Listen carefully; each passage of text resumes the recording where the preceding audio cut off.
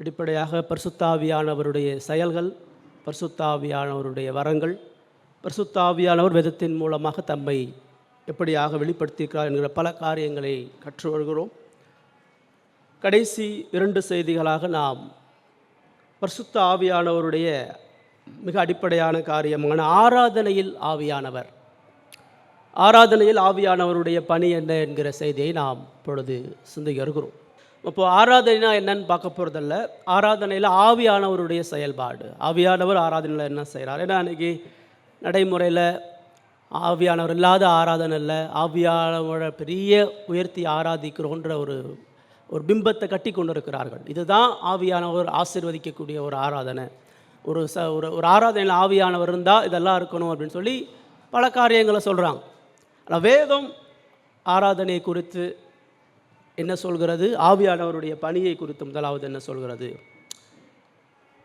அடிப்படையாக இயேசு கிறிஸ்து ஆராதனை குறித்து என்ன சொல்கிறார் அப்படின்றத சிந்தித்து அதிலிருந்து நாம் சில காரியங்களை கற்றுக்கொள்ளலாம். யோவான் 4:24 வசனம்.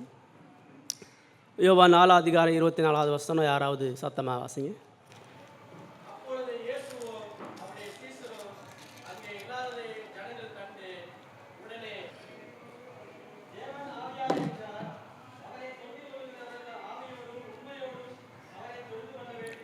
ரைட். இயேசு கிறிஸ்து தனது வாயை துறந்து ஆராதனையை பற்றி பேசிய வார்த்தை ஒரு வசனம் தான். ஆனால் இந்த வசனத்தில் ஆராதனைக்குரிய எல்லாமே அடங்கி இருக்குது. ஒரு ஆராதனையை பற்றி மிக தீர்க்கமான சுருக்கமான முடிவான வார்த்தை இயேசு கிறிஸ்து சொல்லியிருக்கிறார். ஆண்டவராக இயேசு கிறிஸ்து சமாரியா பட்டணம் வழியாக போகும்பொழுது அங்கே இருக்கக்கூடிய அந்த பெண்ணுக்கு மீட்பை அருளும்படியாக வருகிறார். அங்கே ஒரு நீண்ட உரையாடல் நடக்குது. அப்போ அந்த பெண் தனது பாவத்தை உற்றுக்கொள்வதற்கு பதிலாக அநேக சாக்கு போக்கில் சொல்லி பேசிகிட்டு இருக்கிறார். இப்போ அதில் தான் அந்த பெண் கேட்குறா, ஆண்டவர் 23 உண்மையாய் தொழுது கொள்ளுகிறவர்கள் பிதாவை ஆவியோடும் உண்மையாடும் தொழுது கொள்ளும் காலம் வரும், எப்பொழுதே வந்திருக்கிறது. தம்மை தொழுது கொள்ளுகிறவர்கள் இப்படிப்பட்டவர்களாக இருக்கும்படி பிதாவானவர் விரும்புகிறார் அப்படின்னு சொல்லி இயேசு விளக்கப்படுத்தி சொல்கிறார். இது உண்மையான சமாரியர்கள் யூதர்களும் புறஜாதிகளும் கலந்த மக்கள். அவங்க எருசலேமுக்கு போக முடியாது, யூதர்களோடு ஐக்கியப்பட முடியாது. அதனால் சமாரியாவில் அவர்கள் ஒரு பெரிய மலையில் ஒரு ஆலயத்தை கட்டி அங்கே ஆராதித்து வராங்க. யூதர்கள் பெரும்பாலும் எருசலேமில் ஆராதிக்கிறாங்க. இப்போ எந்த ஆராதனை உண்மையான ஆராதனை, எது சரியான ஆராதனை? அந்த கேள்வி கேட்கும்பொழுது இயேசு ரொம்ப சுருக்கமாக சொல்கிறார், தேவன் ஆவியாக இருக்கிறார், அவரை தொழுது கொள்ளுகிறவர்கள் ஆவியோடும் உண்மையோடும் அவரை தொழுது கொள்ள வேண்டும். இந்த ஆராதனையை குறித்து இயேசு கிறிஸ்து முதலாவது சொல்லும் பொழுது, ஆராதனை என்பது முதலாவது மனித கண்டுபிடிப்பு கிடையாது. மனுஷன் விருப்பப்பட்டு எனக்கு கடவுள் வேணும், நான் கடவுளை ஆராதிக்கணும் அவன் போல. ஆராதனையை கடவுள் படைக்கிறார், உருவாக்குகிறார். படைப்புக்கு முன்பாக ஆராதனை இருக்குது. அவர் எப்பொழுதும் நித்தியமாய் ஆராதிக்கப்படுகிறவராக இருக்கிறார். சரிங்களா? இப்போ படைத்ததுக்கு பிற்பாடு ஆதாமு கொடுக்கப்பட்ட முதல் வேலை ஆராதனை தான். ஒரு 6 நாள் படைச்சு 6வது நாள் கடைசியில் ஆதாம அவர் படைச்சு, ஆதாம கொடுத்த முதல் வேலை ஏதேனை பண்படுத்தலை. ஆதாம கொடுத்த முதல் வேலை ஓய்வு நாள் தான். அவன் படைக்கப்பட்ட முதல் நாள் அவன் செஞ்ச ஒரே ஒரு வேலை ஓய்வு நாளில் பரிசுத்தமாக ஆசரிக்கணும். பாவம் உள்ள வரல, பாவம் இல்லை, இந்த குற்ற உணர்வும் இல்லை. ஆனால் படைப்பின் நியதில் தேவன் அவனுக்கு கொடுத்த முதல் பிரதானமான வேலை ஆராதனை. சொல்லப்போனால் மனிதனுடைய வாழ்க்கை முழுவதுமே ஆராதனையோடு தொடர்புடையது. ஏன் அவன் ஆராதிக்கும்படியாக அவன் படைக்கப்படுகிறான் அப்படின்னு சொன்னால், அவன் கடவுளுடைய மகிமையை வெளிப்படுத்துவதற்கு ஆராதனை அவனுக்கு அவசியமானவன். ஆராதனையை சரியாக செய்யாதவன் கடவுளுடைய மகிமைக்காக வாழ முடியாது. இப்போ ஆராதனையை கடவுள் ஏற்படுத்தி ஆதாமுக்கு ஏற்படுத்தி ஆராதனை முறைமைகளை அவர் ஏற்படுத்துகிறார். ஆதாமுக்குள்ளே அது புதுசாக உருவாகி அவனுக்கு சில ஃபார்மாலிட்டிஸை கொடுக்கல, அவனாக அதை செய்யலை. தேவன் ஆதாமோடு இடைப்பட்டு அவனோடு முதல் நாள் முழுவதுமாக அந்த ஒரு நாள் முழுவதும் அவன் தேவனோடு செலவு செய்கிறான். கடவுள் பாவம் இல்லாமல் என்ன ஆராதிச்சிருப்பான்? பாவம் இல்லாமல் அந்த ஆராதனை எப்படி இருந்திருக்கும்? பாவம் இல்லாத நிலையிலும் கூட அவன் ஆராதிக்க ஏன் கடமைப்பட்டிருக்கிறான்னா, தேவன் அவனை படைத்திருக்கிறார், தேவன் அவனை பராமரிக்கிறார், தேவன் அவனுக்கு தனது வல்லமையை வெளிப்படுத்திருக்கிறார், அவனிடத்திலே அன்பையும் பொறுமையும் காண்பித்திருக்கிறார் என்பதை அவன் பூரண ஞானத்தோடு அறிந்திருக்கிறான். அவன் கடவுளுக்கு நன்றி செலுத்தவும் கடவுளுடைய இரக்கத்தையும் அவன் பாவம் இல்லாத நிலையிலும் கடவுளை அறிகிறவனாக இருக்கிறான். கடவுளுடைய ஞானத்தில் வளர வேண்டிய தேவை அவனுக்கு இருக்குது. கடவுளுடைய உறவில் பலப்பட வேண்டிய தேவை இருக்குது. அதனால தான் அவனுக்கு ஆராதனையை தேவன் ஏற்படுத்தியிருக்கிறார். இப்போ வேதம் பல வடிவங்கள் அந்த ஆராதனையை சொல்லுது. இப்போ ஆதாம் பாவம் செஞ்சதுக்கு அப்புறம் அடுத்த ஆராதனை நம்ம எங்கே பார்க்குறோம்? ஆதியாகமம் 4ஆம் அதிகாரத்தில் பார்க்குறோம். ஆபேல் காயினுடைய ஆராதனை, அவர்கள் இருவரும் கடவுளை ஆராதிக்க வருகிறார்கள் அப்படின்றத பார்க்குறோம். அப்புறம் ஆசரிப்பு கூடார ஆலயத்தை பார்க்குறோம், தேவாலய ஆராதனை பார்க்குறோம். ஆராதனுடைய வடிவங்கள் மாறினாலும் ஆராதனுடைய தன்மை எங்கேயுமே மாறலை. அது படைப்புக்கு முன்பாக இருந்து நித்தியம் வரைக்கும் பரலோகம் போனதுக்கப்புறம் ஆராதிக்க தான் போகிறோம். நித்திய காலமாக தேவனை ஆராதிக்க தான் போகிறோம். அந்த ஆராதனையில் அடிப்படையாக முதல்ல இருக்க வேண்டியது, இயேசு கிறிஸ்து ஆராதனை குறித்து சொல்லும் பொழுது மனிதனை குறித்து ஆரம்பிக்கவில்லை, அவர் தேவனை குறித்து ஆரம்பிக்கிறார். ஆராதனை தேவனை பற்றியது, ஆராதனை தேவனுக்குரியது. ஆராதனையிலே மனிதன் முக்கியமானவன் அல்ல. அதனால தான் ஆராதனையில் தேவனது குணாதிசயத்தினுடைய அடிப்படையான காரியத்தை சொல்கிறார். சமாரிய ஸ்திரீக்கு சொல்லும் பொழுது தேவன் ஆவியாக இருக்கிறார் அப்படின்னு சொல்கிறார். தேவன் ஆவியாக இருக்கிறார் அப்படின்னு சொல்லும்பொழுது, நீ ஆராதிக்க வரும்பொழுது தேவனை அறிந்து வர வேண்டும். தேவன் யார் என்று உனக்கு, எப்படிப்பட்ட தேவ சமூகத்துக்கு நீ வருகிறாய், யாரை தொழுது கொள்ள வந்திருக்கிறாய், யாரோடு ஐக்கியப்பட வருகிறாய் என்பதை நீ அறிந்திருக்க வேண்டும். இப்போ தேவனுடைய தன்மையில் பார்க்குறோம், அவர் பரிசுத்தராக இருக்கிறாரு, நீதியுள்ளவராக இருக்கிறாரு, இரக்கமுள்ளவராக இருக்கிறார். ஆனால் இயேசு ஆராதனையில் சொல்லும் பொழுது தேவன் ஆவியாக இருக்கிறார்னு சொல்கிறார். ஆவியாக இருக்கிறார் அவர் சொல்லும் பொழுது மனித சிந்தனைக்கு அப்பாற்பட்ட எல்லை கடந்தவராக இருக்கிறார். அதான் சரீரத்தில் இருக்கிறான். ஆவிக்குரிய தேவனை அவன் பார்க்கிற வண்ணமாக தான் புரிந்து கொள்ளுகிறான். இப்போ ஆதாமுக்கு ஒன்று சொல்கிறாரு, நீ பார்க்கிற வண்ணமாக என்னை புரிந்து கொள்ளக்கூடாது, நீ காணக்கூடாத ஆவிக்குரிய நிலைமையில் என்னை தொழுது கொள்ள வேண்டும், ஏன்னா நான் ஆவியாக இருக்கிறேன். இப்போ ஆவியாக இருக்கிறான்னு சொல்லும்பொழுது, இப்போ சமாரியா ஸ்திரீ நினச்சிட்டு இருக்கிறா, நீ எருசலேமில் இருக்கிறாருன்றீங்க, நாங்கள் சமாரியாவில் இருக்கிறோன்றோம், எல்லாரும் பல இடங்களை தொழுது கொள்கிறாங்க, அப்போ எங்கே தேவன் இருக்கிறார்? இப்போ தேவன் எல்லையற்றவர், இடத்துக்கு உட்படாதவர், கண்ணுக்கு புலப்படாதவர். ஆவியாக இருக்கிறார்னு சொல்லும் பொழுது நீ ஆராதிக்கக்கூடிய இடம் இல்லை, ஆராதிக்கக்கூடிய முறை முக்கியமானது என்றார். ஆராதனுடைய வழிமுறை முக்கியமானது அப்படின்னு சொல்லி ஆண்டவர் சொல்கிறார். தேவன் பரிபூரண பரிசுத்தமானவராக ஆராதிக்கக்கூடிய ஆவிக்குரிய நிலையில் அவர் இருக்கிறார் என்று சொல்லிட்டு அந்த வசனத்தில் நீங்கள் கவனிக்கும் பொழுது, அவரை தொழுது கொள்கிறவர்கள் ஆவியோடும் உண்மையோடும் அவரை தொழுது கொள்ள வேண்டும். இப்போ மூல மொழியில் பார்த்தீங்கன்னு சொன்னால் அது எப்படி இருக்குன்னா, தேவன் ஆவியாக இருக்கிறார், தேவனை தொழுது கொள்ளுகிறவர்கள் ஆவியோடும் உண்மையோடும் தேவனை தொழுது கொள்ள வேண்டும். 3 முறை தேவன் தேவன் தேவன்ற வார்த்தை மூல மொழியில் சொல்லப்பட்டிருக்கு. தமிழ் அவரைன்ற வார்த்தையை அங்கே பயன்படுத்தியிருக்கிறார். ஆராதனையுடைய ஆரம்பம் தேவன், ஆராதனுடைய மையம் தேவன், ஆராதனுடைய முடிவு தேவன். தேவனில் ஆரம்பித்து தேவனை மையப்படுத்தி தேவனில் முடியும்.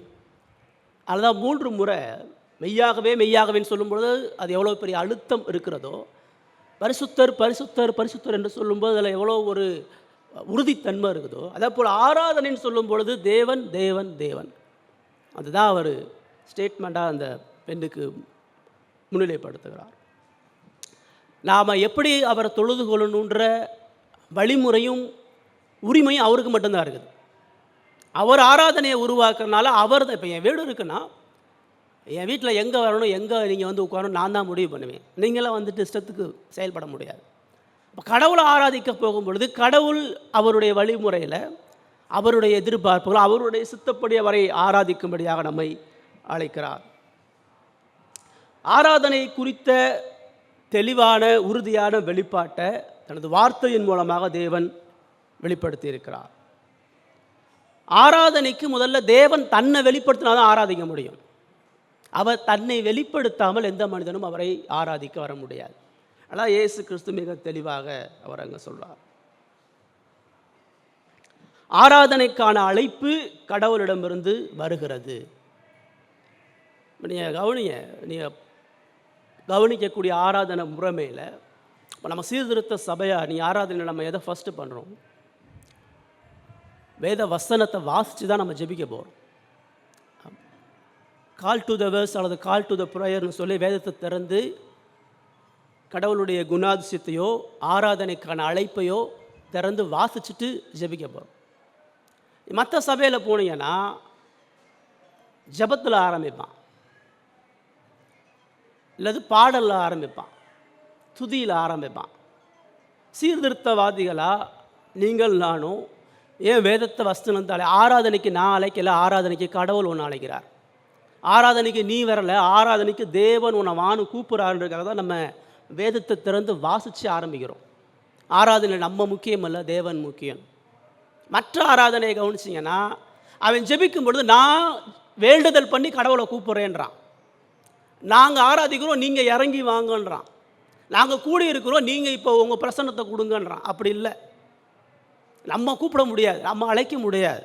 அவர் பரிசுத்த, நீதியுள்ள, காணக்கூடாத, நெருங்க முடியாத மகத்துவமான தேவன். அவர் இறங்கி வந்து நம்மளை அழைக்கணும். ஸோ இந்த சீர்திருத்த சபைகளில் இந்த ஆராதனை பேட்டர்ன் எதையுமே நம்ம மாற்ற முடியாது. ஏன் நம்முடைய மூதாதையர்கள் ஆரம்பத்துலேருந்து முடிவு வரைக்கும் ஒரு பேட்டர்னை அந்த அந்த ஆரம்ப வசனத்திலேருந்து முடிக்கும் பொழுது கூட கவனிச்சிங்கன்னா வேத வசனத்தினுடைய ஆசீர்வாதத்தோடு தான் நம்ம முடிக்கிறோம். இறுதியாக வேதத்தை சொல்லி தான் நம்ம முடிக்கிறோம். ஒரு ஆசாரிய ஆசீர்வாதத்தை கொடுத்து தான் நம்ம முடிக்கிறோம். மற்ற சபையில் பார்த்தீங்கன்னா அதை முடிச்சுட்டு மக்கள் எல்லோரும் வர சொல்லி ஜெபம் பண்ணி அனுப்புவான். ஆராதனை முடிச்சு நீங்கள் வரிசையாக எல்லோரும் இல்லைங்க, உங்கள் தேவைகளை சொல்லுங்கள், உங்களுக்காண்டி போதகர் கை வச்சு ஜெபம் பண்ணி அனுப்புவார். இப்போ ரெண்டுக்கு அந்த வித்தியாசத்தை பாருங்கள். தேவன் எங்கே பிரதானமாக இருக்கிறார், மனுஷன் எங்கே பிரதானமாக இருக்கிறார்.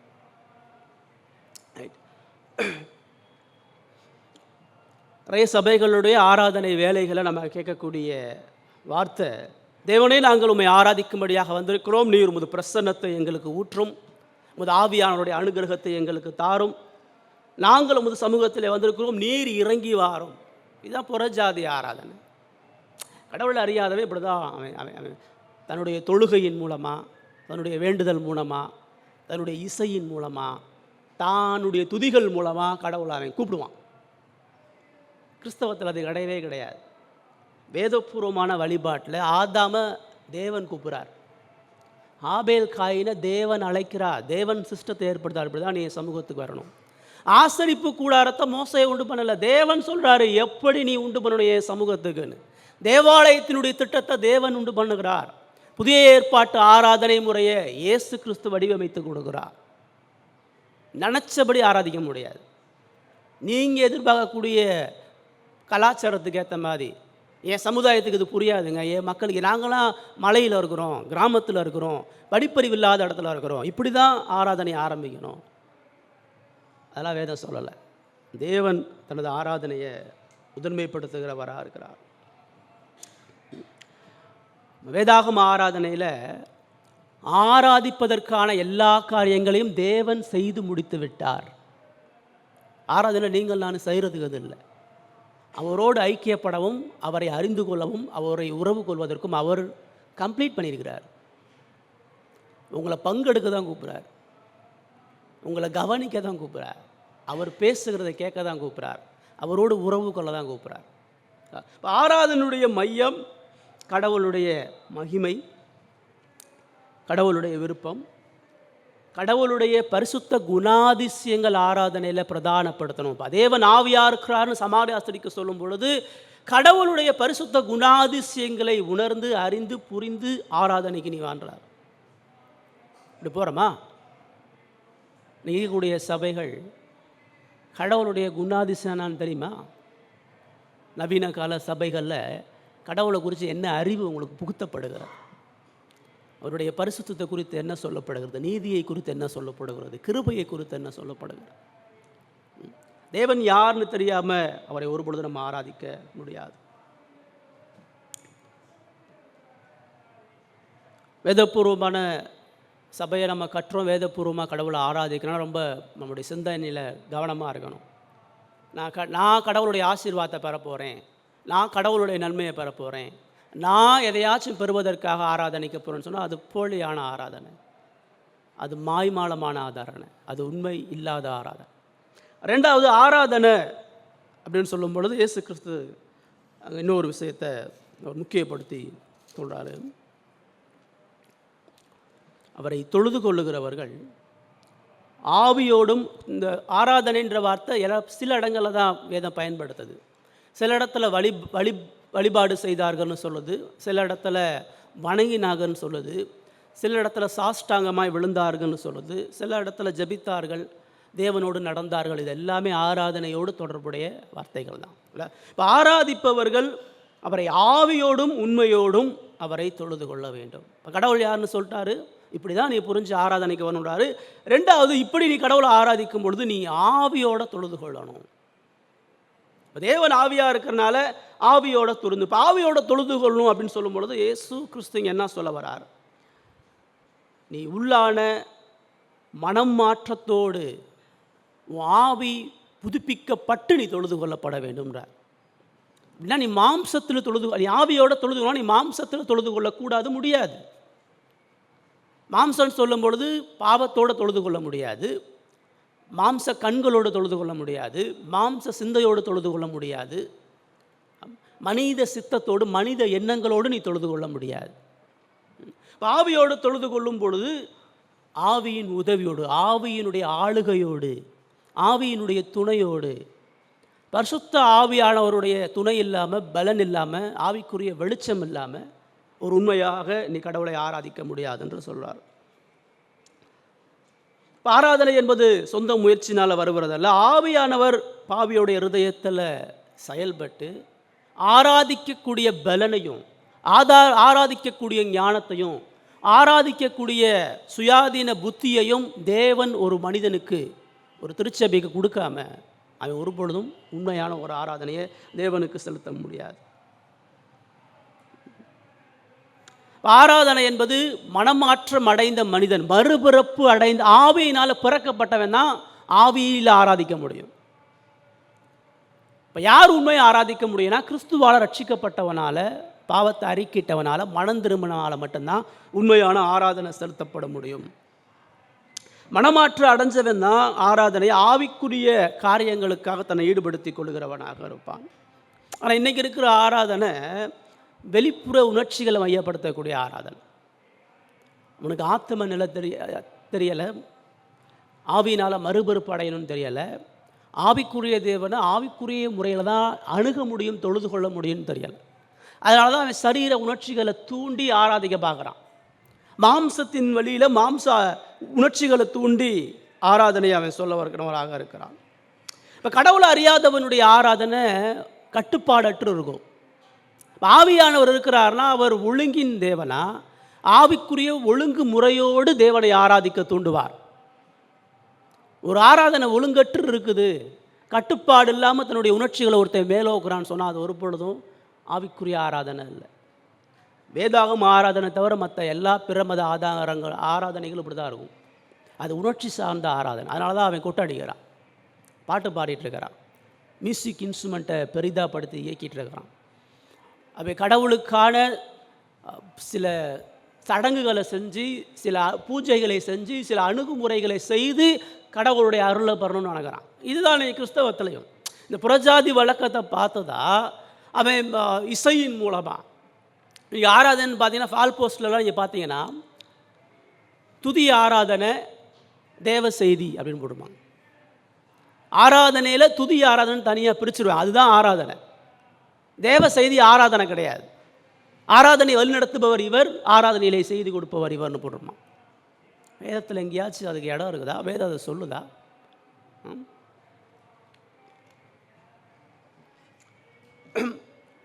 பழைய ஏற்பாட்டில் 1 ராஜாக்கள் 18ஆம் அதிகாரம் 26லேருந்து 29. 1 ராஜாக்கள் 18ஆம் அதிகாரம் 26லேருந்து 29 வாசிங்க.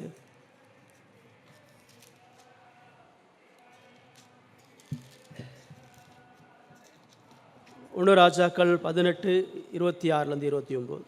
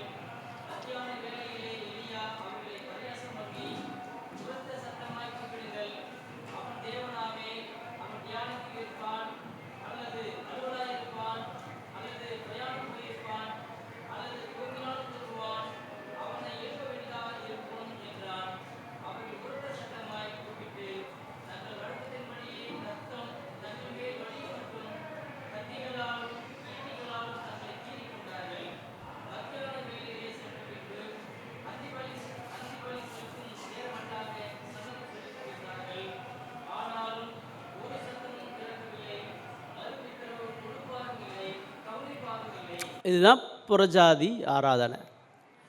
எலியாவுடைய காலத்தில், ஆகாபினுடைய ராஜாவினுடைய காலத்தில் பாகால் தீர்க்கதரிசிகளை முழு இஸ்ரவேலும் வணங்குது. தேவன் கிருபையாக ஒரு மீந்த கூட்டத்தை வச்சிருக்கிறார். அதில் எலியா ஒருத்தன் தேவனுக்காக நிற்கிறான். இப்போ யார் உண்மையான தேவன்? உண்மையான தேவன் எப்படி பதில் தருகிறான்றதான் இங்கே சவால். இப்போ முதல்ல பாகாலுடைய தீர்க்கதரிசிகளுடைய ஆராதனை ஆரம்பமாகும். அந்த ஆராதனையில் அங்கே என்னென்ன நடக்குதுன்றதை நீங்கள் கவனித்து பார்த்தீங்கன்னு சொன்னால், அவர்கள் காளையை வாங்கி ஆயத்தம் பண்ணி பாகாலே எங்களுக்கு உத்தரவு வரலும் என்று காலை தொடங்கி மத்தியானம் மட்டும் பாகாலின் நாமத்தை சொல்லி கூப்பிட்டார்கள். பாகாலே உத்தரவு வரலும், பாகாலே உத்தரவு வரலும், ஆண்டவரே பதில் கொடும், ஆண்டவரே இதை செய்யும், ஆண்டவரே நாங்கள் கட்டளையிடுகிறோம், ஆண்டவரே இதை செய்வீராக. இதான் நீங்கள் சபையில் ஒலிக்கக்கூடிய வார்த்தை. அதுக்கு எந்த வித்தியாசமும் இல்லை. அவர்கள் சொல்லி துதித்து அவர்கள் ஆடி பாடினார்கள்ன்றதை நம்ம அங்கே கவனிக்கிறோம். பலிபீடத்துக்கு எதிரே குதித்து ஆடினார்கள். கோயிலில் இப்போ தான் நடக்கும். அங்கே போனீங்கன்னா கொட்டடிச்சு மேலங்கிட்டு ஆடி அருள் வாக்கு வந்து கடவுளை இறக்குறான். இதுக்கு இன்றைக்கி சபை இன்றைக்கி அதை விட மோசமாக இருக்குது. இவனும் ட்ரம் அடித்து கிட்டார் வாட்சி கீபோர்டு போட்டு ஆண்டவரே இறங்கும் இறங்கும்னு கற்றுட்ருக்கிறான். பதில் குடும்னு கற்றுட்ருக்கிறான். ஆவியானவரே ஒரு பிரசன்னத்தினால, ஒரு அபிஷேகத்தினால் இந்த இடத்த நிரப்போம்னு கற்றுட்ருக்கிறான். இதில் எங்கே தேவன் இருப்பார்? இதில் எங்கே தேவனது மகத்துவம், தேவனது மகிமை இருக்கும்? உணர்ச்சி சார்ந்த ஆராதனைகள், உணர்ச்சி சார்ந்த கூச்சல்கள், உணர்ச்சி சார்ந்த நடனங்கள், கண்ணீரோடு பாரத்தோடு சுய பரிதாபத்தை வெளிப்படுத்தக்கூடிய எல்லா ஆராதனைகளும் ஒரு வெறித்தனமான மிருக ஆராதனைக்கு சமம். இந்த விக்கிரகத்தை அவன் எப்படி அந்த ஆராதனை எவ்வளோ அவமானமாக இருக்குதோ அதே ஆராதனை இன்றைக்கி திருச்சபைகளை பார்ப்போம். அது ஒரு ஆவிக்குரிய ஆராதனை, ஆவிக்குரிய எழுப்புதல், ஆவியின் பலத்தோடு ஆராதிக்கிறோம் என்கிற ஒரு போலியான சிந்தையை கொண்டு வருகிறது. ஆனால் சொல்வார், தேவன் ஆவியாக இருக்கிறார். இந்த ஆவியாக இருக்கிற தேவனை நீ ஆவியோட தொழுது கொள்ளணும் அப்படின்னு சொல்லும் பொழுது, கடவுளுடைய ஆவிக்குரிய குணாதிசயத்தை அறியும் பொழுது நீ உன்னுடைய பலவீனத்தை, உன்னுடைய இயலாமையை, உன்னுடைய பாவத்தை உணர்ந்து மனம் திரும்பும்படியாக வருவ. அதுதான் ஆவிக்குரிய ஆராதனை. அந்த பேட்டர்ன் கொடுக்குறார் இயேசு கிறிஸ்து. தேவனுடைய பரிசுத்த தன்மைகளை உணரும் பொழுதும் ஆராதனை எப்படி இருக்கும்? ஆவியானவர் உனக்கு தாழ்மையை கொடுப்பாரு, ஒழுங்கை கொடுப்பாரு, பாவ உணர்ச்சியை கொடுப்பாரு, பாவ அறிக்கையை கொடுப்பாரு, மனம் திரும்புதலுக்கே தான் உனக்கு கொண்டு வந்து நிறுத்துவார். அதுதான் நம்ம ஆராதனையில் நம்ம ஆராதித்து கடவுளுக்கு நன்றி செலுத்தி பாடிட்டு பாவ அறிக்கை பாடலோ பாவ அறிக்கை ஜபத்தையோ நம்ம செய்கிறோம். தேவனுடைய குணாதிசயத்தை புகழ்ந்து பெறக்கூடிய ஒரு பாடலை பாடி நம்மளுடைய இயலாமையும் பலவீனத்தையும் புரியக்கூடிய காரியத்தை ஜபத்தோட, நன்றியுள்ள ஜபத்தோடையோ பாவ அறிக்கை ஜபத்தோடு சேர்ந்து நம்ம சொல்கிறோம். அந்த பேட்டர்ன் மாற்ற முடியாது. இதை தூக்கி அங்கே வச்சு அதை தூக்கி இங்கே வைக்க முடியாது. அது வேதத்தில் தேவன் வெளிப்படுத்தப்பட்ட ஆராதனை முறைமை. பலிபீடத்தில் ஆராதிக்க வரும் பொழுது, அவன் தேவ சமூகத்துக்கு வரும் பொழுது அவன் பலி செலுத்த வேண்டிய ஆட்டை கொண்டு வந்தால் தான் அந்த ஆராதனை அங்கீகரிக்கப்படும். அவன் ஆட்டை வெட்டி ரத்னம் சிந்தாமல் கடவுளிடத்தில் வேண்டுதல் பண்ண முடியாது, கடவுளிடத்தில் இரக்கத்தையும் தயவையும் பெரிய முடியாது. ஆவியோடு தொழுது கொள்ள வேண்டும் என்பது ஆவிக்குரிய நிலையில் உடைந்து நொறுங்கி தேவ சமூகத்தில் அறுக்கிறதுக்காக கொஞ்சம் வேண்டும். மூணாவது, வேதபூர்வமான ஆராதனையில் ஆவியானவருடைய செயல். இதெல்லாம் ஆவியானவர் செயல்படுத்துகிறார். ஆவியானவர் தேவனை காற்றார், ஆவியானவர் கடவுளை வெளிப்படுத்துகிறார், ஆவியானவர் ஆவிக்குரிய மனமாற்றத்தை மறுபறுப்பையும் கொடுக்கிறார். மூணாவது, ஆவியானவர் ஆராதனையில் வேத வழியில் செயல்பட வைக்கிறார், வேத வார்த்தையின் அடிப்படையில் செயல்பட வைக்கிறார். இது ரொம்ப ஆப்போசிட்டாக சொல்கிறதா இருந்தால், மனித அனுபவங்களை நிராகரித்து வேத வழியில் செயல்பட வைக்கிறார். அடுத்து, அந்த நீங்கள் ஆவியோடும் உண்மையோடும் தொழுது கொள்ள வேண்டும் இயேசு கிறிஸ்து சொல்கிறார். உண்மைன்னா என்னது? ஆங்கில வேதாகமத்தில் ஸ்பிரிட் அண்ட் த ட்ரூத்துன்னு சொல்லப்பட்டிருக்கார். ட்ரூத்துனா சத்தியத்தோடு நீ தொழுது கொள்ளணும். இது வசனமே சத்தியம் இயேசு கிறிஸ்து யோவான் 17:17 சொல்கிறார். வேதம் சத்தியம் சொல்லப்படுக. ஆவிக்குரிய நிலையில் நீ கடவுளை ஆராதித்து தொழுது கொண்டு மறுபுறப்போடு நீ வரும் பொழுது அங்கு வேதம் உயர்த்தப்படும், வேத வழிமுறைகள் உயர்த்தப்படும், வேத சட்டத்திட்டங்கள் மேன்மைக்குரியதாக எண்ணப்படும். ஆபேலுடைய காணிக்கையில் கடவுளை தான் பார்க்குறார். ஆபேலுடைய ஆராதனையில் கடவுள் பார்த்த விஷயம், அவனுடைய இருதயத்தில் தன்னை குறித்த புரிதல் எப்படி இருக்குது, எனது பரிசுத்தம், நீதி, இரக்கத்தை குறித்து அவன் எப்படி புரிஞ்சு வர்றான், அவனை குறித்த பாப உணர்வையும் இயலாமையும் பலவனத்தை எவ்வளோ புரிஞ்சு வர்றான். மூணாவதா, நான் சொல்லிய வார்த்தையின் அடிப்படையில் எப்படி அவன் பரிகார பலியோடு வருகிறான். இதான் அவர் எக்காலத்துக்கும் பார்க்குறார். 3 காரியங்களை பிரதானமாக ஆண்டவர் நம்ம இடத்துல பார்க்கிறார். உண்மையோடு ஆராதனைக்கு சொல்லும்பொழுது வேத சத்தியத்துக்கு இணங்கி வேத வழிமுறைகளை நம்ம ஆராதிக்கிறோம். ஆனால் இன்றைக்கி நடைமுறையில் அவன் வார்த்தையும் ஆவியானவரையும் பிரிக்கிறான். வார்த்தைக்கு வெளியே ஆவியானவருடைய செயல்பாடைய அனுபவத்தையும் சொல்ல பார்க்குறான். ஆவியானவர் மனித அனுபவங்கள் மூலமாக வெளிப்படுத்த பார்க்குறான். வேதம் எங்கேயுமே சொல்லலை. வேதம் ஆவியானவரை கொண்டு சொல்லும் பொழுதெல்லாம் அது வேதத்தோடு இயல்புபடுத்தியே சொல்லி கொண்டு இருக்கு. வேதத்துக்கு வெளியே ஆவியானவருடைய எந்த செயலை நம்ம பார்க்குறதில்ல. ரட்சிப்புக்கு வேத அவசியம், பரிசுத்தத்துக்கு வேத அவசியம், கடவுளோடு நெருங்குவதற்கு வேத அவசியம், நித்திய நம்பிக்கையில் கொண்டிருப்பதுக்கு வேத அவசியம்.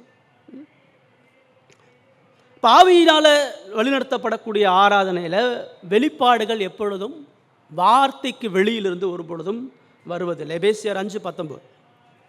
எபேசியர் 5:19.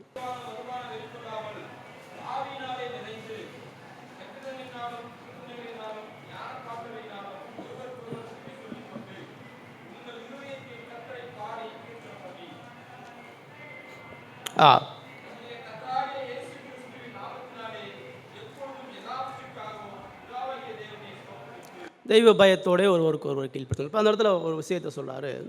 பாவியினால் நிறைந்த ஆராதனை என்னன்னு பார்க்குறோம். நீங்கள் துன்மார்த்திற்கு ஏதுபான மதுபான வெறி கொள்ளாமல் புத்தி கெட்டவனா, மாம்சத்துக்குரியவனா, உணர்ச்சி வசியில் வெறி பிடிச்சவனா, உன் சிந்தையோடு நீ விரும்பிய எண்ணத்தோடு ஆராதனைக்கு வராமல் ஆவியினால் நிறைந்து, ஆவியினால் நிறைந்து நம்ம மேலே பார்த்த விஷயங்களோட நீ வரும் பொழுது சங்கீதங்களினாலும் சங்கீதத்தை தழுவி எழுதப்பட்ட கீர்த்தனைகளினாலும் நீதிமொழிகளை சார்ந்து எழுதப்பட்ட ஞான பாட்டுகளினாலும் ஒருவருக்கொருவர் புத்தி சொல்லி கொண்டு, சாங்ஸ் பாடல்களுடைய நோக்கம் உணர்ச்சியை தூண்டுறதல்ல, அழுக வைக்கிறதல்ல. பாடல்களுடைய நோக்கத்தை சொல்கிறாரு, இட்ஸ் கிவ் த நாலேஜ். வேத ஞானத்தை பாடல்களுமா உட்புகுத்துறோம், நம்ம சொல்லிக் கொடுக்குறோம். அதனால் எழுதப்பட்ட கீர்த்தனைகள், பாமாலைகள், பாடங்கள்லாம் சங்கீதங்களை தழுவி சங்கீதத்தோடு ஒப்பிட்டு எழுதப்படுகிறது. அதில் மனித அனுபவம், மனித எக்ஸ்பீரியன்ஸில் இன்றைக்கி பாடல்கள்லாம் பார்த்திங்கன்னா அவன் வாழ்க்கையை தான் பாடல், அவனுடைய வாழ்க்கையினுடைய அனுபவம் தான் பாடல். நம்ம கையில் இருக்கக்கூடிய கீர்த்தனை பாடல்கள்லாம் ஏதோ ஒருத்தர் எழுதி அதை அப்படியே பாட்டாக கன்வெர்ட் பண்ணலை. அந்த பாடல் ஆராயப்பட்டு இறையிலோட ஒத்து போகப்பட்டு வேத சத்தியங்களுக்கு முரண்படாமல் இருக்கிறதான்னு பார்த்து தான் பாட்டு புத்தகத்தில் சேர்க்குறோம். இதில் ஒரு பாட்டை சேர்க்குறோன்னு சொன்னால் பல சபைகளில் ஆராயப்பட்டு தீர்க்கப்பட்டு சேர்க்கப்படுது. பெர்க்மான்ஸ் பாட்டு அப்படி சேர்க்கப்படுதா?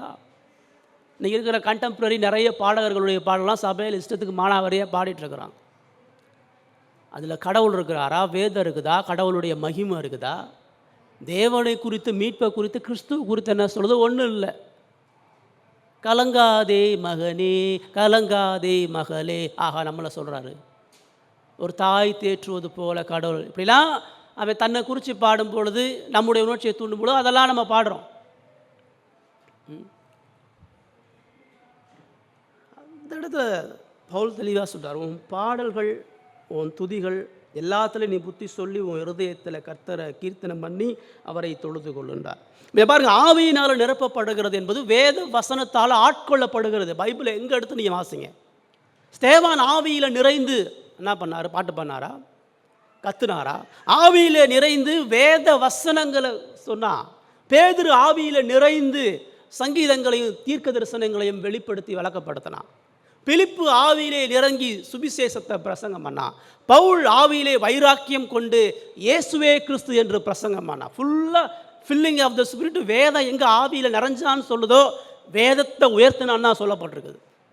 ஒரு மனிதன் ஆவிக்குள்ளாக ஆட்கொள்ளப்படும் பொழுது அவன் வேதத்தில் அதிசயங்களை புரிந்து வேதத்துக்கு தன்னை ஒப்பு கொடுக்கிறான். அதான் பிப்ளிக்கலாக ஆராதனை. இப்போ ஆவியில் இவன் நிறைஞ்சான்னு சொல்லிட்டு இவன் குதிக்கிறான், இவன் ஆடுறான், இவனுடைய உணர்ச்சிகளை வெளிப்படுத்துகிறான், இவனுடைய வாழ்க்கை அனுபவத்தை சொல்லிகிட்டு இருக்கிறான். காணிக்கை கொடுக்க ஆசைப்பட்டான், கடவுளை கனப்படுத்த ஆசைப்பட்டான், கடவுளை காணிக்கையும் கொண்டு வந்தான். ஏன் நிராகரிக்கப்பட்டான்? கடவுளுடைய வார்த்தையின்படி இல்லை, அவ்வளோதான். கடவுள் எதிர்பார்க்கப்பட்ட பலி இல்லை, கடவுளுடைய வார்த்தையை மேன்மையாக இல்லைல்ல. ஆதாம் ஏவாள் அவனுக்கு சொல்லப்பட்ட ஆராதனையை முறைமையை மாற்ற நினைக்கிறான். அது ஏன் நான் அப்படி வரணும், அது ஏன் நான் பலியோடு வரணும், அது ஏன் நான் விசுவாசத்தோடு வரணும், அது ஏன் கடவுள் எதிர்பார்த்த வண்ணமாக வரணும். அதுதான் காய் நிராகரிக்கப்பட்டதற்கான காரணம்.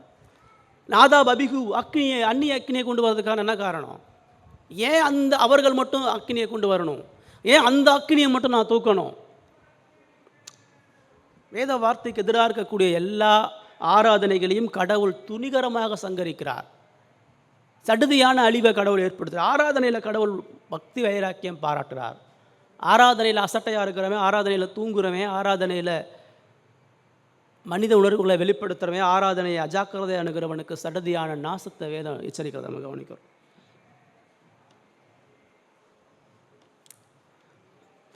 இன்றைக்கி இன்றைய சபையில் அவன் கடவுளை துதித்து பாடல் பாடினதுக்கப்புறம் இன்றைக்கி வேத வாசிப்பில் அவங்க சபையில் இல்லை, சீர்திருத்த சபையில் தான் நம்ம எடுத்த அதிகாரம் பழைய ஏற்பாட்டிலையும் புதிய ஏற்பாட்டிலையும் வாசிக்கிறோம். அங்கே ஃபுல் ரீடிங்கே கிடையாது. பாரம்பரிய சபைகள்லாம் அது குறைஞ்சிட்டு வருது, சரிறதில்லை, வெரி ரேராக தான் எடுத்து வாசிக்கிறாங்க. இப்போ அதுக்கு பதில் அந்த வேத வாசிப்பெல்லாம் அவன் என்ன பண்ணுறான்னா, சாட்சி பிரசங்கத்துக்கு முன்னாடி சாட்சி சொல்லுங்கள், சாட்சிக்கு வாங்க. உங்கள் வாழ்க்கையில் கடவுள் என்ன நன்மை செஞ்சார், உங்களுக்கு என்ன கடவுள் இந்த வாரம் அற்புதம் பண்ணார், உங்கள் வாழ்க்கையில் செஞ்ச நன்மையை வந்து சொல்லுங்கள். நான் போன வாரம் தலைவலியில் படுத்திருந்தேன், பாஸ்டர் எனக்காண்டி ஜெபம் பண்ணார், ஆவியானவர் தலைவலியிலேருந்து எனக்கு விடுதலை கொடுத்துட்டார். நான் ஒரு பெரிய ஆக்சிடெண்ட் ஆகி ஆஸ்பத்திரியில் இருந்தேன், பாஸ்டர் எனக்காண்டி ஜெபம் பண்ணார், நான் ஆவிக்குள்ளாக ஜெபம் பண்ணப்பட்டேன், இப்போ பூரணமாக சுகம் அடைஞ்சேன்.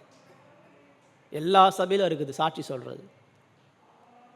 அப்போ அங்கே என்ன, அவன் எதை பிரியப்படுத்த பார்க்குறான்? ஆராதனையில் நான் தான் முக்கியன்றான், என் அனுபவம் தான் முக்கியன்றான், எனக்கு நடைபெற்றதான் முக்கியன்றான்.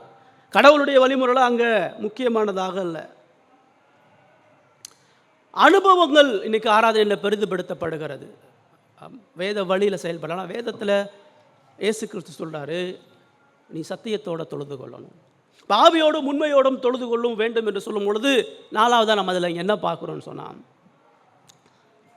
கிறிஸ்துவினால் வரக்கூடிய ரட்சிப்பின் காரியங்கள் ஆராதனையில் உயர்த்தப்படணும். ஆராதனை என்பது கிறிஸ்துவினுடைய ரட்சிப்பின் காரியங்களை உயர்த்தப்பட வேண்டும். ரொம்ப சுருக்கி சொல்லணும்னு சொன்னால், கிறிஸ்துவை உயர்த்துகிறதாக இருக்கணும் ஆராதனை. ஆராதனை கிறிஸ்துவ மையப்படுத்தப்படுகிற ஆராதனை. உண்மையோடும் சொல்லும் பொழுது அது வேதத்தை சொல்லுது, மறுபுறம் இயேசுவை சொல்லுது. வேதமே சத்தியம்னு சொல்லக்கூடிய அதே வேளையில் இயேசு நானே சத்தியம்ன்றார். பிலாத்துட்ட சொல்றார், நான் சத்தியத்துக்கு ராஜான்றார், சத்தியத்தை சாட்சி கொடுக்க வந்த ராஜான்றார். நீங்கள் வேதபூர்வமாக ஆராதிக்கும் பொழுது வேதபூர்வமான வழிமுறை எல்லாமே கிறிஸ்துவை வெளிப்படுத்தக்கூடிய ஆராதனை, கிறிஸ்துவை மையப்படுத்தக்கூடிய ஆராதனை. வேதத்தை வாசிக்கக்கூடிய எல்லா பகுதிகளும் அது கிறிஸ்து என்கிற உன்னத மலையிலே கொண்டு வந்து நம்மை நிறுத்தும். சிலுவை என்கிற மகிமையான பாடுகளின் ரட்சிப்புக்கு நேராக கொண்டு வந்து நிறுத்தும். எல்லா வேத வசனங்களும் சிலுவையை நோக்கி தான் ஓடுதுன்னு ஒரு போதகர் சொல்கிறார். வேத வழியில் நான் ஆராதிக்க முற்படுகிறேன்னு சொன்னால் அது சத்தியமாகிய கிறிஸ்துவை முதன்மைப்படுத்தக்கூடிய ஆராதனையாக இருக்க வேண்டும். யோவான் 16 அதிகாரம் 12-13 வசனம். யோவான் 16 அதிகாரம் 12-13 வசனம்.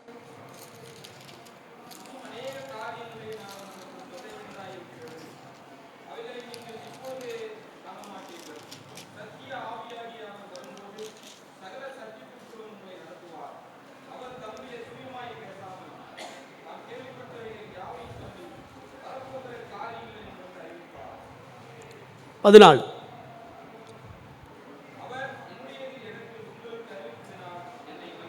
இப்போ ஆவியாளர் வரும்பொழுது என்ன நடக்கும்னு இயேசு சொல்கிறாரு, அவர் வரும் பொழுது சகல சத்தியத்துக்குள்ளும் நடத்துவார். இப்போ என்ன சத்தியம்? தம்முடைய சுயமாய் பேசாமல், அவர் புதுசாக எதையும் சொல்ல போகிறதில்ல. ஆவியானவர் தூங்கிட்டு இருக்கும்பொழுது புதுசாக எதையும் காதில் வந்து சொல்கிறதில்ல. வெளியிலிருந்து வந்து ஆவியானவர் நமக்கு தரிசனமாய் சொல்கிறதில்ல. ஆவியானவர் சுய வெளிப்பாட்டை கொடுக்கறதில்ல. தனியாக ஏன்ட்ட ஆவியானவர் பேசினார், அதெல்லாம் போலித்தனம், பொய். என்னோடு கூட கர்த்தர் பேசினார், நான் தூங்கிட்டு இருக்கும் பொழுது தேவன் பேசினார். அவர் சுயமாக பேச மாட்டார், அவர் கேள்விப்பட்ட யாவையும் சொல்லுவார். என்ன கேள்விப்பட்ட யாவையும்? அடுத்து சொல்கிறாரு, கேள்விப்பட்ட சொல்லி வரப்போகிற காரியங்களை அறிவிப்பார். என்ன கேள்விப்பட்டுக்கிறாருன்னா, என்னுடையதில் எடுத்து உங்களுக்கு அறிவிப்பதினால் என்னை மகிமைப்படுத்துவார். நான் உனக்கு போதித்த எல்லா காரியத்தையும் அவர் வந்து நினைவுபடுத்துவார். என்னை குறித்து போதிப்பார், என்னை பற்றி உபதேசிப்பார், என்னை குறித்த சத்தியத்தை உனக்கு தெளிவுபடுத்துவார். அதுதான் ஆவியானவர். படி ஆராதனையில் ஆவியானவருடைய முதல் பிரதான வேலை வேதத்தை உயர்த்தும் பொழுது வேதத்தின் மூலமாக கிறிஸ்துவையும் கிறிஸ்துவனுடைய ரட்சிப்பின் காரியங்களையும் உணர்த்துகிறது தான். ஆவிக்குரிய ஆராதனை, ஆவியானவர் வழிநடத்தப்படக்கூடிய ஆராதனை கிறிஸ்துவை எல்லா கனத்தோடும் உயர்த்தி ஆராதிக்கக்கூடிய ஆராதனை. பிலிப்பியர் 3:3 பிலிப்பியர் 3:3.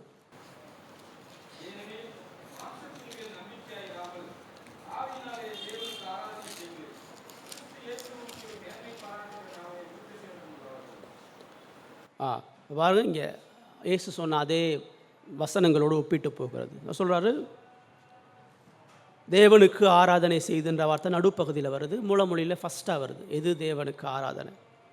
மாம்சத்தின் மேல் நம்பிக்கையாயிராமல், மாம்ச வழிகளை சார்ந்தில்லாமல், மாம்ச சிந்தைகளை சார்ந்தில்லாமல். இப்போ இது பிலிப்பியருக்கு நியாய பிரமாணத்தில் அடிமைப்பட்டிருக்கிற யூதர்களிடத்துலேருந்து வெளிவந்து கிறிஸ்துவ விசுவாசித்த மனிதருக்கு சொல்கிறார், நீ மாம்ச கட்டளையின்படி, மாம்ச பாரம்பரியத்தைப்படி, மனித கலாச்சாரத்தின்படி, மனித வழிமுறையின்படி, மனித சித்தத்தின்படி, மனித நோக்கத்தின்படி நீ ஆராதிக்காம ஆவியினாலே, ஆவிக்குரிய ஆளுகையினாலே, பரிசுத்த ஆவியின் மூலமாக தேவனுக்கு ஆராதனை நீ செய்து கிறிஸ்து இயேசுவுக்குள் மேன்மை பாராட்டுகிற நாமே.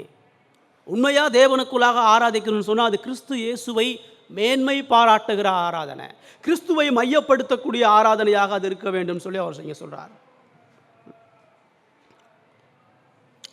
ஆவியால் வழிநடத்தப்படக்கூடிய ஆராதனை என்பது அது மாம்சத்துக்குரியது. மாம்சத்தின் மேல் நம்பிக்கை வைக்காமனா சுய பெருமை, சுய பாரம்பரியம், சுய சிந்தையை நம்பிக்கை வைக்காமல் பரிசுத்த தேவனுக்கு முன்பாக தகுதியற்ற நிலைமையை உணர்ந்து தாழ்மையோடு உள்ளான ஆவிக்குரிய பலத்தோடு தேவனை தொழுது கொள்ளக்கூடிய ஆராதனை. அவர் சொல்லிட்டு ஃபைனலாக சொல்கிறாரு, கிறிஸ்துக்குள்ளாக மேன்மை பாடுகிற நாமே விருத்த சேதனம் உள்ளவர்கள். என்ன சொல்கிறார்? ஆவிக்குரிய ரீதியில் மாற்றமடைந்து மாம்சத்தை வெறுத்து கிறிஸ்துவை சார்ந்த மெய்யான விசுவாசிகள் நாம தான்றார். அவர்கள் தான் உண்மையாக கிறிஸ்துவை ஆராதிக்க முடியும் என்ற விஷயத்தை சொல்கிறார். இப்போ ஆராதனையில் நம்முடைய பரிசுத்த ஆவியானவர் நம்மீது கவனம் செலுத்துவதல்ல, நம்முடைய உபத்திரவங்கள் மீது, நம்முடைய கஷ்டங்கள் மீது, நம்முடைய உணர்வுகள் மீது கவனத்தை வைப்பது ஆவியானவருடைய பணி கிடையாது. ஆவியானவருடைய பணி ஆராதனையில் சொல்லும் பொழுது நம்முடைய எல்லா கவனத்தின் மீது, எல்லா கவனத்தையும் கிறிஸ்து மீது வைக்கிறது தான் ஆவியானவருடைய பணி. இயேசுவினுடைய ரட்சிப்பின் மகிமைகளை திறந்து கொடுக்கிறது தான் ஆவியானவருடைய பணி. ஆவியில் நிரப்பப்படக்கூடிய போதகனோ, ஆவியில் நிரப்பக்கூடிய விசுவாசியோ அவர்கள் கிறிஸ்துவை ருசி பார்க்க, கிறிஸ்துவனுடைய மகத்துவத்தை கண்டு கழிகூற, கிறிஸ்துவனுடைய ரட்சிப்பின் மகத்துவங்களை கண்டு சாஷ்டாங்கமாய் விழுந்து பணிந்து கொள்வதற்கு ஆராதிக்க வருகிறார்கள்.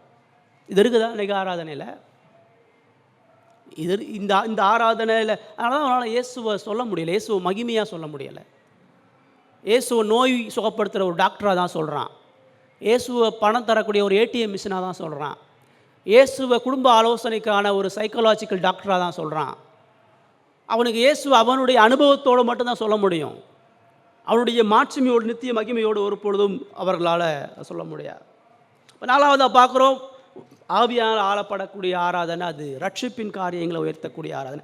ஐந்தாவதாக கடைசியாக ஆவிக்குரிய ஆராதனை என்பது அது நித்திய ஜீவனுக்குரிய ஆசீர்வாதங்களை பெறுகிற ஆராதனை. நித்திய ஜீவனுக்குரிய ஆசீர்வாதங்களை தான் ஆவியானவர் நமக்கு வாக்கு பண்ணுகிறார். எபிரேயர் 12:28 ஆதாரமாக வாசித்த வேத பகுதி எபிரேயர் 12வது அதிகாரம் 28வது வசனம்.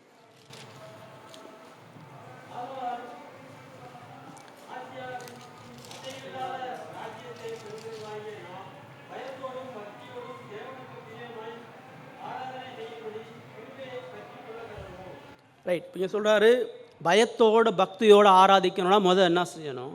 அசைவில்லாத ராஜ்யத்தை பெறுகிறவர்கள் என்கிற நம்பிக்கை உனக்கு இருக்கணும். அசைவில்லாத கிறிஸ்துவனுடைய ராஜ்யத்தின் புத்திரன் என்கிற விசுவாசம் உனக்கு இருக்கணும். இந்த அழிந்து போகிற உலக சந்தோஷத்துக்குள்ள, அழிந்து போகிற உலக நன்மைக்கு இல்லை, நித்திய காலமாக மாட்சிமையோடு மகத்துவமான தேவனை தொழுது கொள்ளக்கூடிய ஒரு பெரிய ஆசாரிய கூட்டணின்றதை புரிந்து நீ ஆராதனைக்கு செய்யணும்னு சொல்கிறார். ஆராதனையில் ஆவியானவர் நம்மளை என்ன காண்பிக்கிறாரா? நீ உலகத்துக்குரியவன் சொல்கிறார். இந்த உலக நன்மைகளுக்குரியவன் அல்ல, இந்த உலக ஆசீர்வாதங்களுக்குரியவன் அல்ல. நீ கடவுளால் புத்திர சுவிகாரமாக கிறிஸ்துவுக்குள்ளாக சுதந்தரிக்கப்பட்ட ஒரு மனுஷன். நீ கடவுளுக்கு ஒரு பொக்கிஷமான ஒரு மனுஷன். கடவுளுடைய நித்திய அன்புக்கும் மீட்புக்கும் சுதந்திராக ஒரு மிகப்பெரிய ஒரு மனிதன்றதை ஆராதனையில் ஆவியானவர் வெளிப்படுத்துகிறார். இப்போ ஆராதனைக்கான ஊக்கமும் தைரியமும் எப்படி வரும்னு சொன்னால், விசுவாசம் எப்படி வரும்னு சொன்னால், நித்தியத்தை குறித்து சிந்திக்கும் பொழுது வர இருக்கக்கூடிய நித்திய மகிமைக்குரிய ராஜ்யத்தின் புத்திரன் என்கிற சிந்தை இருக்கும். அதனால தான் இயேசு கிறிஸ்துவும் யோவாசனுடைய ஊழியத்தில் மனம் திரும்பி பரலோக ராஜ்யத்தை விசுவாசின்னு சொன்னார்.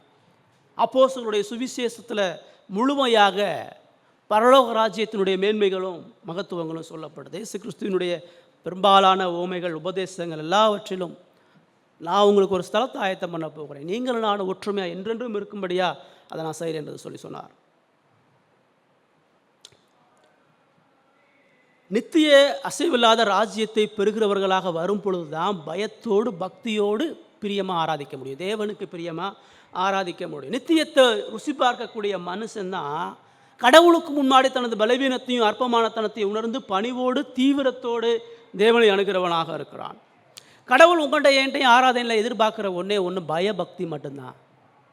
பயந்து குனிந்து தாழ்மையோடு வரதை தவிர ஆராதனையில் தேவன் நம்மக்கிட்ட அதை எதிர்பார்க்கிறதல்ல. ஆராதனை என்பது கிறிஸ்துவின் ராஜ்யத்தை விசுவாசிக்கிறவனுக்கு சொந்தமானது, கிறிஸ்துவனுடைய ராஜ்யத்துடைய புத்திரனுக்கு சொந்தமானது, நித்திய மகிமைக்கு சொந்தமானது. கடைசியாக ரோமர் 12வது அதிகாரம் 1-2 வசனம். ரோமர் 12வது அதிகாரம் 1-2 வசனங்கள்.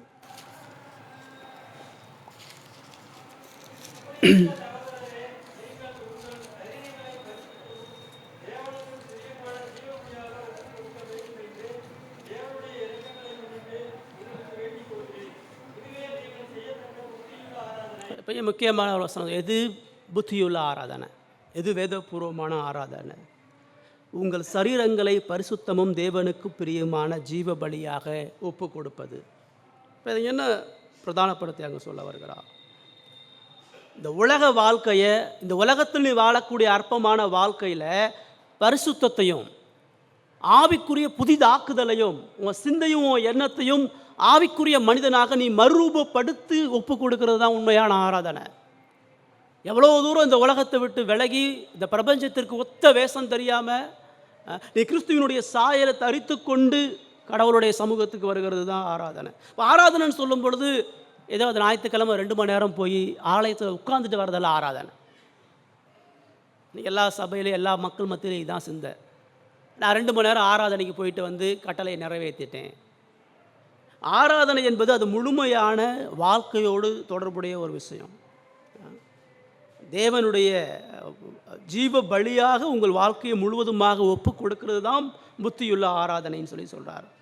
தொடர்ச்சியான பிரிக்க முடியாத ஒரு வாழ்வுரிமை சேவையை இந்த இடத்துல சொல்கிறது. நம்முடைய அன்றாட செயலில் ஆராதனை இருக்குது, நம்முடைய குடும்ப உறவுகளில் ஆராதனை இருக்குது, சமுதாயத்தில் நம்ம ஐக்கியப்படக்கூடிய நேரங்களில் ஆராதனை இருக்குது. நம்மளுடைய ஒவ்வொரு அர்ப்பணிப்புள்ள பிரியமான தேவனுக்கு பிரியமான செயல் எல்லாமே ஆராதனையோடு தொடர்புடையது. அவர் ஒரு நாள் ஏன் கொடுத்தாருன்னு சொன்னால், அந்த ஒரு நாள் அவன் ஆராதிக்கக்கூடிய ஆராதனை அந்த 7 நாளும் அவனோடு தொடர்ந்து நிலைத்திருக்கணும். வாரத்தினுடைய முதல் நாளை கூடி வந்து ஆராதிக்கக்கூடிய ஆராதனையுடைய பாதிப்பை விளைவுகளை 7 நாள் அவன் தொடர்ந்து வெளிப்படுத்தணும். வாரந்தோறும் நம்ம கூடி வர்றது ஒரே ஒரு நோக்கம், நம்ம இந்த பூமிக்குரியவர் அல்லன்றதை வெளிப்படுத்த தான் வர்றோம். நம்ம வீடு வேறு, நம்முடைய உறவு வேறு, நம்முடைய ராஜ்யம் வேறு, நம்முடைய ஆண்டவர் வேறு அப்படின்றத காட்டுறது தான் நம்ம ஆராதிக்க வர்றோம். இந்த உலகத்தினுடைய பாரங்களை களைந்து நித்திய சந்தோஷங்களை அனுபவிக்கும்படியாக ஆராதனைக்கு நாம் வருகிறோம். பரிசுத்த வளர்ச்சி நித்திய வாழ்வுக்கான தகுதிக்கு தான் நம்ம ஆராதனை. பரலோகம் போகிறதுக்கான பயிற்சி கூட தான் ஆராதனை. பரலோகன்றது ஒன்றுமே இல்லை, எல்லா நாளும் ஓய்வு நாள் தான். 7 நாள் ஓய்வு நாள் தான் பரலோகத்தில் பண்ண போகிறோம். ஒரு ஞாயிற்றுக்கிழமை வந்து கடவுளுடைய வார்த்தையை கேட்டு ஞானத்தை அறிவை கேட்டு ஐக்கியப்பட்டு அவருடைய மீட்புலை அன்பளையும் தெளித்து கொள்ளுகிறது தான் நம்ம பரலோகத்துக்கும் போய் செய்ய போகிறோம். பரலோகத்திலே உங்களுக்கு சுவிசேஷம் தான் சொல்லப்பட போகுது. பரலோகத்திலையும் இயேசுவை தான் அறிய போகிறீங்க. பரலோகத்திலையும் இந்த மீட்பின் மகத்துவங்களை தான் அறிய போகிறோம். இந்த பாவ சரீரத்தில் அந்த மகிமையை இன்னும் நம்ம சரியாக பார்க்கல. இந்த அற்பமான பாவ போராட்டத்தில் பலவீனத்தில் அந்த மகிமைக்குரிய இயேசுவினுடைய மேன்மை நமக்கு வெளிப்படுத்தப்படலை. வெளிப்படுத்தலும் யோவானுக்கு அது வெளிப்படுத்தும் பொழுது அவன் சுருண்டு விழுகிறான். எந்திரிச்சவனால் நிற்க முடியல. எந்த இயேசுவை மாம்சத்தில் பார்த்து உறவு கொண்டானோ அந்த இயேசுவை பரலோகத்தில் பார்த்து தலை குப்புற விழுகிறான். நிற்க முடியல அவனால்.